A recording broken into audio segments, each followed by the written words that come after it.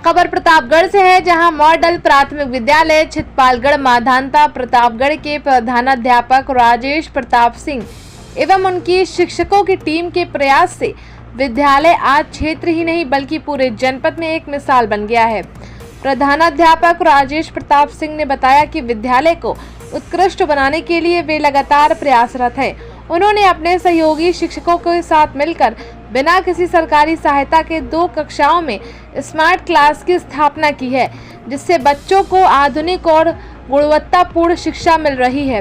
विद्यालय परिसर में स्वच्छता, सौंदर्यीकरण और अनुशासन पर विशेष ध्यान दिया गया है।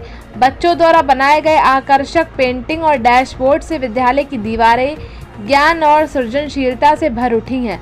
विद्यालय में टाइल्स मरम्मत, किचन फूड्स सुविधा और परिसर की नियमित साफ सफाई का कार्य भी शिक्षकों के सहयोग से किया गया है। प्रधानाध्यापक ने बताया कि उनका उद्देश्य बच्चों को ऐसा वातावरण देना है जिससे वे शिक्षा के साथ संस्कार भी सीखें। आने वाले समय में वे अपने निजी प्रयासों और धन से विद्यालयों में 3D स्मार्ट एजुकेशन सुविधा स्थापित करने की योजना बना रहे हैं। उनका कहना है कि बेहतर शिक्षा देना हमारी पहली प्राथमिकता है। यही सोच आज मॉडल प्राथमिक विद्यालय छितपालगढ़ को जनपद के अन्य विद्यालयों के लिए प्रेरणा बना रही है।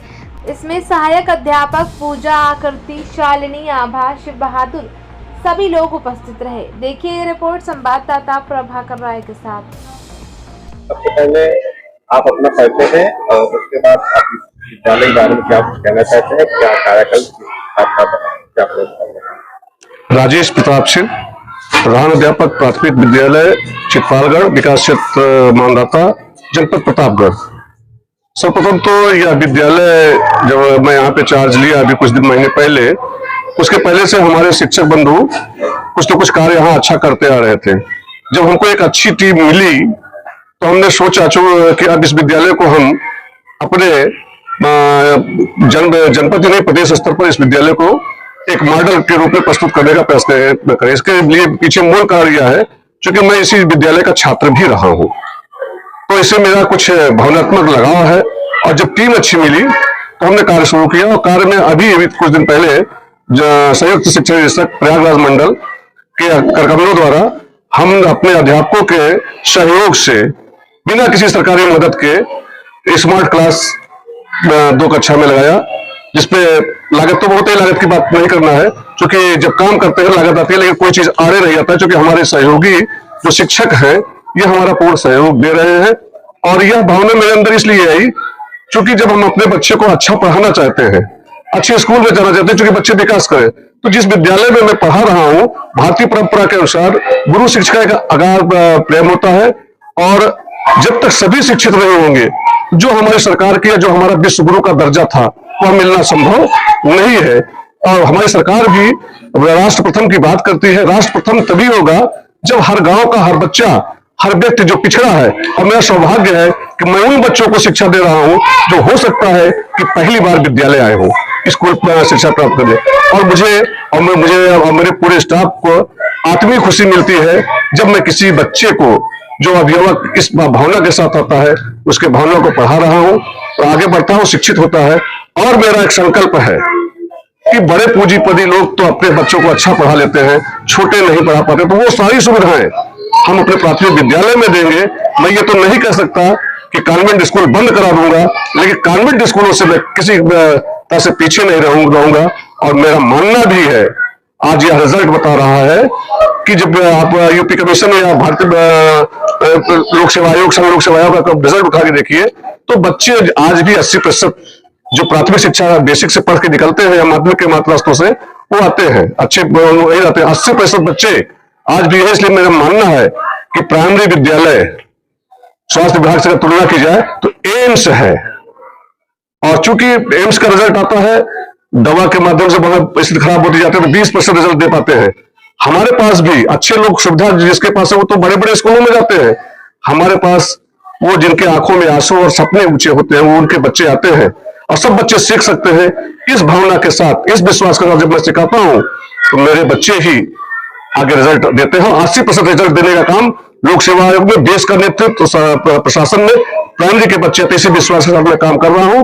और मेरा सपना है कि मैं इसे कहा जाता है कि यही प्राइमरी के बच्चे आगे चल के IAS टीचर्स क्वालिफाई करते हैं, बनते हैं। जिस हिसाब से आप लोगों ने अपने सहयोग के साथ, शिक्षकगण के साथ में स्कूल की कायाकल्प की है, स्कूल को चमकाया है, इस तक कहाँ तक आपको चुनौतियां पूर्वक मिला और उनके जो गार्जियन है उनका कितना बड़ा आपको सहयोग मिला है, इस पर कुछ बताना चाहते हैं। स्थानीय जन सहयोग मिला है, बच्चे के अभिभावक भी हमारे पास आ रहे हैं, सहयोग कर रहे हैं। जैसा मैं उनसे अपेक्षा करता हूँ पूरा करते हैं, स्टाफ कर रहा है।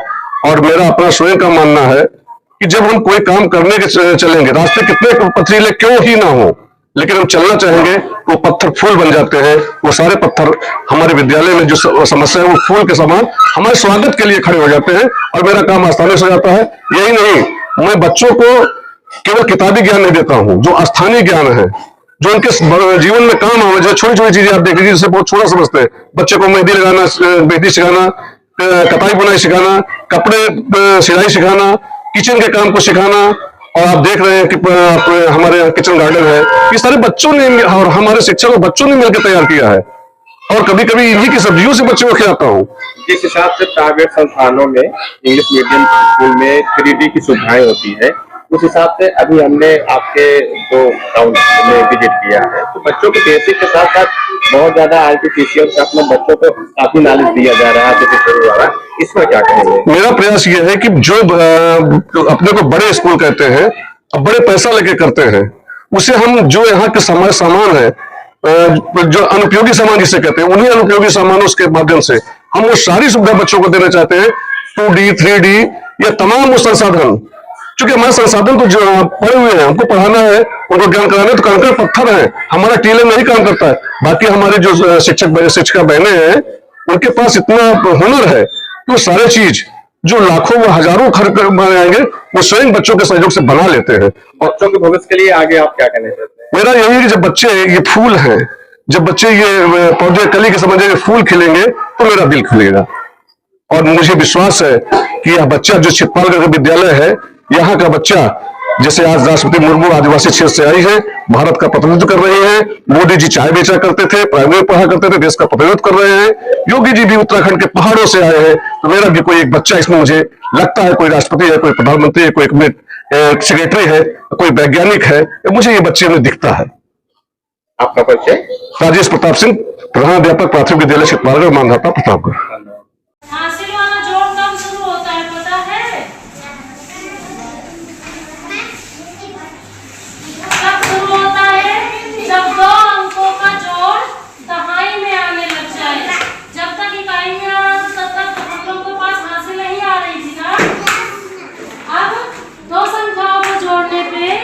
क्या हो रही है? दहाई में आ रही है। जैसे 7 और 3 को जोड़ते हैं तो कितना आ रहा है?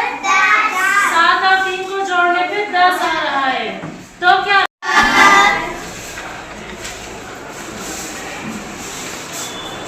ऐसा विद्यालय आपको प्रयास लोग का एक अच्छा सा बढ़ जाओ,